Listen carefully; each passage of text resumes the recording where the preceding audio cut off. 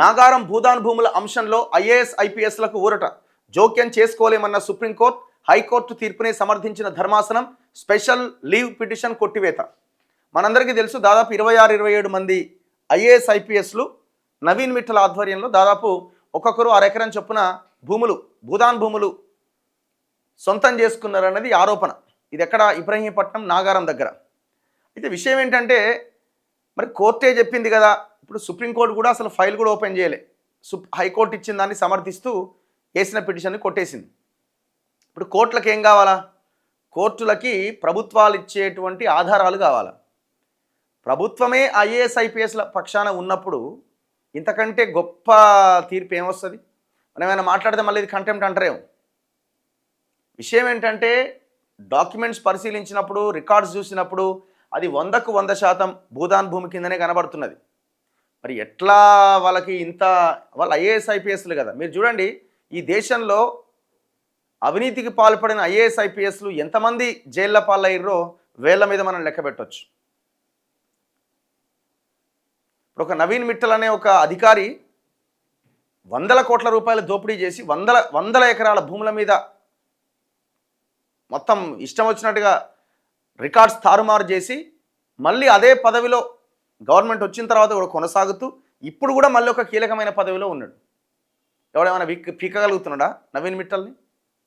ఇప్పుడు రేపు ఒకవేళ వాళ్ళ మీద విచారణ కమిటీ కూడా వేసారు అనుకోండి, వాళ్ళ మీద విచారణ చేసే వాళ్ళు కూడా ఎవరు? మళ్ళా ఇంకేదో ఐఏఎస్ ఉంటాడు. అంత ఇన్ఫ్లుయెన్స్ ఉన్న వర్గం అది. సో కాబట్టి ఇంతకంటే గొప్పగా వాళ్ళకి వ్యతిరేకంగా ప్రతికూలంగా తీర్పు వస్తుందని మేమేం అనుకుంటలేం. అసలు దీని మీద ఖచ్చితంగా మనం ఒక్కసారి ఆ భూముల దగ్గరికి వెళ్ళి ఫోకస్ చేయాల్సిన అవసరం ఉంది. ఈ 26 మంది ఐఏఎస్ ఐపీఎస్ సింపుల్గా ఇప్పుడు ఏమంటారంటే, కోర్టే చెప్పిందా నువ్వేంది అని మాట్లాడతారు.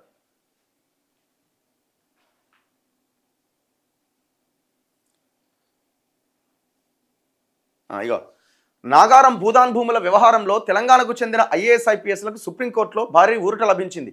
ఈ భూముల విషయంలో తాము జోక్యం చేసుకోలేమని సర్వోన్నత న్యాయస్థానం పేర్కొన్నది.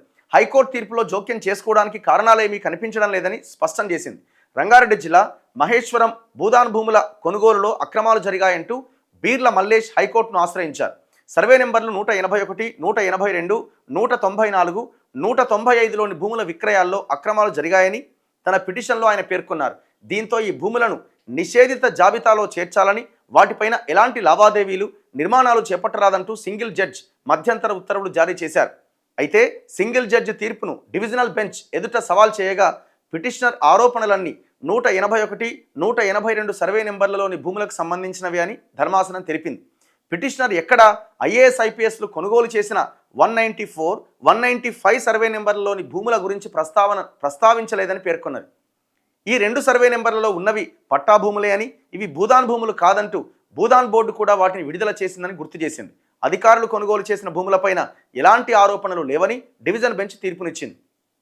181, 182 సర్వే నెంబర్లలో మాత్రం సింగిల్ జడ్జి ఉత్తర్వులు కొనసాగుతాయని తెలిపింది. అయితే హైకోర్టు డివిజన్ బెంచ్ తీర్పును బీర్ల మల్లేష్ ఈ ఏడాది అక్టోబర్ 15వ తేదీన సుప్రీంకోర్టులో సవాల్ చేశారు. మొత్తం 150 మందిని ప్రతివాదులుగా చేర్చారు. ఈ పిటిషన్ మంగళవారం justice MM Sundaresh, justice Satish Chandra శర్మతో కూడిన ద్విసభ్య ధర్మాసనం ముందు విచారణకు వచ్చింది. ఈ సందర్భంగా హైకోర్టు జారీ చేసిన ఉత్తర్వుల్లో జోక్యం చేసుకోవడానికి తమకు ఎటువంటి కారణం కనిపించడం లేదంటూ స్పెషల్ లీవ్ పిటిషన్ను ధర్మాసనం కొట్టేసిందట.